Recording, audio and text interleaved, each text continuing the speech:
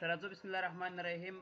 کورلډرا مو داس تعریف کړی وی چې کورلډرا د کورل کمپنۍ له پروګرامونو څخه ده چې د بینرانو، لوحو، کارډونو، کتابونو، مجلو، اخبارونو، ټاپو د ډیزاین او جوړولو لپاره استعمالیږي.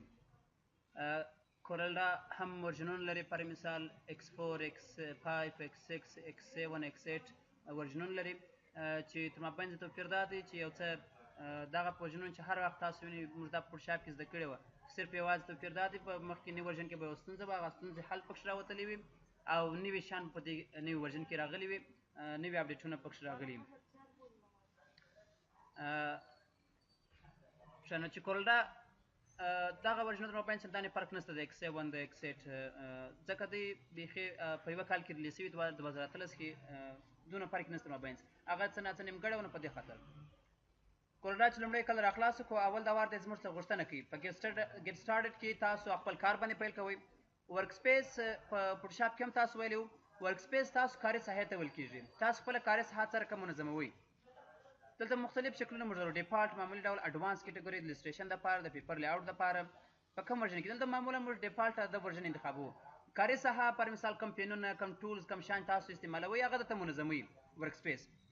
واټ از نیو په دې ورژن کې موږ څه شي نوي لرو، هغه نوي څه چې دلته لرو هغه تاسو په دې ځای کې دغه په اړه تاسو ته هغه لیکچرونه او هغه معلومات درکوي چې موږ څه نوي لرو په دې ورژن کې.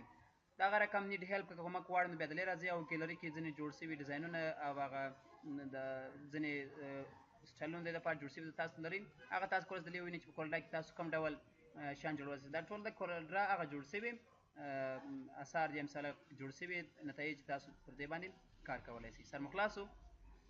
د هغه څخه وروسته اپډیټس که غواړئ چې نوي اپډیټونه ترلاسه کړئ یا غواړئ کورلډرا اپډیټ کړئ او که غواړئ coreldraw.com ته ولاړ شئ نو د دې نور دغه څخه استفاده کوه. ممبرشپ اینډ سبسکرپشنز د کورلډرا اکاونټ که غواړئ تاسو جوړ کړئ ممبر یې شئ بیا د هغه اپډیټ او معلومات ترلاسه کړئ نو ممبرشپ او سبسکرپشن ته راځئ. نو موږ راځو پر ګیټ سټارټ باندې کلیک کوو. نو زه غواړم چې یو نوی پروجیکټ جوړ کړم او پر هغه باندې کار وکړم. نو نوی پروجیکټ تاسو جوړوئ په ګیټ سټارټ کې نوی ډاکومنټ جوړوئ او که نوی ډاکومنټ د ټمپلیټ څخه جوړوئ. ټمپلیټ موږ تاسو په ورډ او په اکسس پروګرامونو کې د مایکروسافټ ویلی وه چې ټمپلیټ جوړ شوی ډاکومنټ وي صرف موږ خپل معلومات ورته اضافه کوو.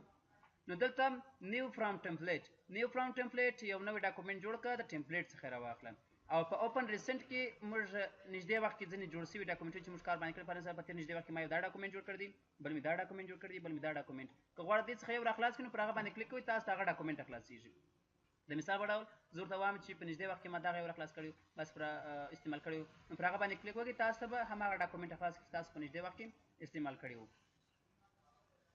او بل بیا وایي چې نیو فرام ټمپلیټ موږ چې جوړ شوي شکلونه دي تاسو غواړئ دغه جوړ شوي اشکالو یا جوړ شوي ډاکومنټونه دي جوړ شوي ډاکومنټونو څخه یو ډاکومنټ راواخلئ بیا ما هغه سټایل څه ډیزاین تغیروئ نو دغه دپاره تاسو نیو فرام ټمپلیټس.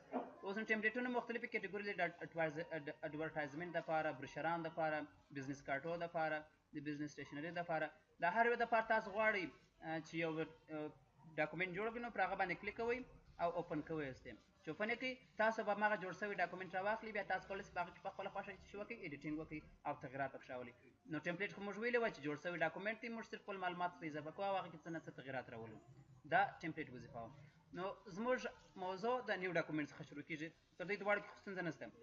او یو اوپن آدر پاتې شو. اوپن آدر که چېرې غواړئ په ډاکومنټ په کمپیوټر کې تاسو مخکې یو بله نه ثبت کړی که د هغه ځای څخه یو دانه راخلاصوئ نو اوپن آدر باندې کلیک کوئ. چېرې مو ثبت کړی و هغه موقعیت ورته په نښه کوئ. د مثال په ډول زه راځم ورته وایم چې په دې کمپیوټر کې په دې فولډر کې په ډاکومنټس کې زه د کورلډرا فایلونه لرم غواړم دې څخه یو راخلاص کړم. ګوره دا د کورلډرا فایلونه دي، که غواړئ دې څخه یو راخلاص کړئ نو پر هغه باندې کلیک کوئ. تا چې مخکې کوم د کورلډرا یو فایل جوړ کړی و هغه به تاسو ته راخلاص کړي. نو زه راځم پر نیو باندې کلیک کوم. نیو تاسو په فوټوشاپ کې یو وار تکرار کړی دی، بیا د دې ضرورت نشته چې موږ پر دې باندې زیاتې خبرې وکړو. اول د واره نیم دغه نوي ډاکومنټ ته جوړی د دې نوم څه شي ورکوئ هغه نوم یې ورته انتخابوئ.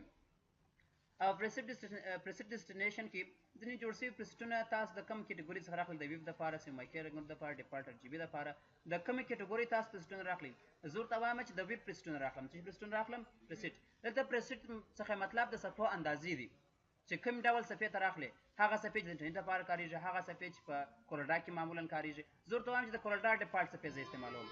اوس نو په کورلډرا کې کوم سایز تاسو کاروئ. ګوره د کورلډرا سایزونه فرق کوي، د ویب دا فرق کوي، د هر یو دا فرق کوي. په مثال په ویب کې موږ دغه سایزونه لرو، په کورلډرا کې بیا موږ دغه سایزونه لرو. اوس نو په کورلډرا کې تاسو پر کوم سایز باندې کار کوئ پر لیټر باندې ټابلیټ ګورنمنت لیګل دي مختلف سایزونه لري. زه ورته وایم چې زه د کورلډرا د پایلو څخه د مثال په ډول A4 سایز کاروم. کوم سایز کاروم؟ A4. دا ټول د صفحې اندازې دي. اوس د A4 سایز پراخوالی 210 ملي متره او جګوالی 209 ملي متره. تاسو کولی شئ دغه اندازه په خپله خوښه هم وکړئ چې کوم اندازه تاسو غواړئ. دغه اندازهګیري تاسو په څه سره کوئ؟ ملي متر سره، په سانتي متر سره، که په څه سره. زه ورته وایم دغه اندازه زه په سانتي متر سره کوم. نو زه غواړم چې یو صفحه جوړه کړم چې پراخوالی د مثال په ډول 10 سانتي متر وي او ورته وایم چې جګوالی 20 سانتي متر وي. هغه اندازه تاسو په خپله ورکړئ. نو بیا تاسو یو کسټم ټمپلیټ جوړوئ. سره کوم ټمپلیټ؟ کسټم ټمپلیټ یا کسټم ډاکومنټ جوړوئ. په دې نوي ډاکومنټ کې تاسو څو صفحې غواړئ؟ یوه صفحه، دوې صفحې، درې صفحې، څو صفحې غواړئ؟ زه ورته وایم په دې نوي ډاکومنټ کې زما څو صفحې پکار دي؟ 2 صفحې پکار دي. پرایمري کلر موډ تاسو کوم موډ باندې کار کوئ؟ CMYK که RGB؟ CMYK سیان میجنټا یلو بلک پر شاپ کې مو لیوه، RGB ریډ ګرین بلو. زه ورته وایم زه پر RGB رنګو باندې کار کوم. او تاسو خپل د نوي ډاکومنټ ته څومره ریزولوشن ورکوئ؟ اوس 300 پاینټ پر انچ. په یوه انچ کې څو پاینټونه؟ 300 پاینټ. غټ ریزولوشن دی. 100 پاینټ 8 پاینټ ورکوئ. او پریویو موډ تاسو دغه کوم ډاکومنټ جوړوئ په کوم موډ کې تاسو ښکاره شي. دغه موډونه بیا انشاءالله موږ تاسو په ویو منیو کې وایو، هلته ورباندې بحث کوو. او موډ مو ورته انتخاب کړئ او څه به کوو؟ اوکې کوئ. زموږ همدغه نوی ډاکومنټ جوړ شو. 300 سانتي متره پراخوالی او 20 سانتي متره جګوالی. همدې ډاکومنټ کې بیا کولی شو موږ خپل کار سر ته ورسوو. د ډاکومنټ پراپرټیز تاسو بیا هم دلته تغیرولی شئ. جګوالی کې غواړئ تغیر کړئ، نو بیا تاسو همدغه صفحه انتخاب کړې ده. که غواړئ جګوالی فار انسټنس زه غواړم د 10 پراخوالی د 10 څخه غواړم چې 15 تغیر کړم، نو 10 څخه غواړئ څو ته؟ 15 ته. که غواړئ چې عمودي ډول یا افقي ډول یې واړوئ، نو دغه دپاره هم تاسو کار کولی شئ. او که غواړئ د اندازه کولو واحد یې واړوئ سانتي متر دی، نو تاسو که غواړئ چې بل یو ته انتخاب کړئ دلې یو ته انتخابولی شئ. چې دا بیا انشاءالله زموږ تاسو سبا ورځ درس دی. بیا به سبا د خیر صفحې تنظیم باندې کار وکړو او ټول باکس باندې شروع کړو. نو که تاسو په یاد موږ ډاکومنټ جوړ کړئ، څو صفحې مو ورکړلې؟ 2 صفحې. اوله صفحه او دوهمه صفحه. څو صفحې لري زموږ دا ډاکومنټ؟ 2 صفحې لري. نن لپاره همدومره بس ده. سبا د خیر ونوي.